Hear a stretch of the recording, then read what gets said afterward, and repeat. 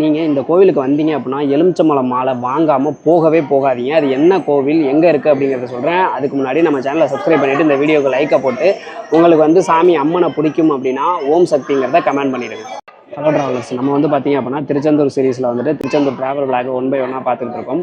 திருச்செந்தூருக்கு நம்ம கிளம்பையில் ஃபஸ்ட்டு போனது வந்து பார்த்தீங்கன்னா மேலூர் சிங்கம்மாள் கோயில். அதை பற்றின டீட்டெயில்ஸ் எல்லாமே போட்டிருந்தோம். இதை பற்றி ஃபுல் வீடியோவும் நம்ம ஆல்ரெடி போட்டுட்டோம். இப்போ பார்த்தீங்க அப்படின்னா நம்ம வந்திருக்க இடம் மடப்புறம் காளி.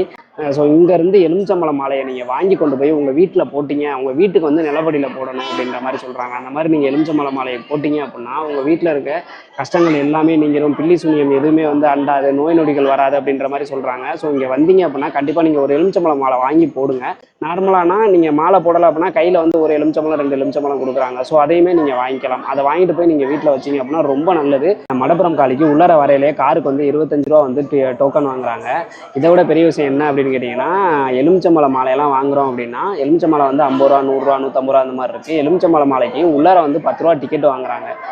இது மாதிரி இதுக்கு முன்னாடி நான் பார்த்ததே கிடையாது. இங்கே வந்துட்டு 10 ரூபா டிக்கெட் வாங்குறாங்க எலுமிச்சம்பழ மாலைக்கு. அர்ச்சனை இருந்தால் அது தனி போல். ஸோ மடப்புறம் காளிக்கெல்லாம் வந்து கிடைக்கிற வாய்ப்பு கிடைச்சா வர்றது கிடையாது. கண்டிப்பாக வந்துடுங்க. இதெல்லாம் வந்து கண்டிப்பாக வர வேண்டிய கோயில்களில் ஒரு இம்பார்ட்டண்ட்டான கோயில் தான் நான் சொல்லுவேன். வாய்ப்பு கிடைச்சா கண்டிப்பாக இங்கேயே வந்துடுங்க. அடுத்தது வேறு எங்கேயுமே நம்ம ஸ்டாப் பண்ணது போகிறது கிடையாது. நேரடியாக வந்து திருச்செந்தூர் முருகனை தான் பார்க்க போகிறோம்.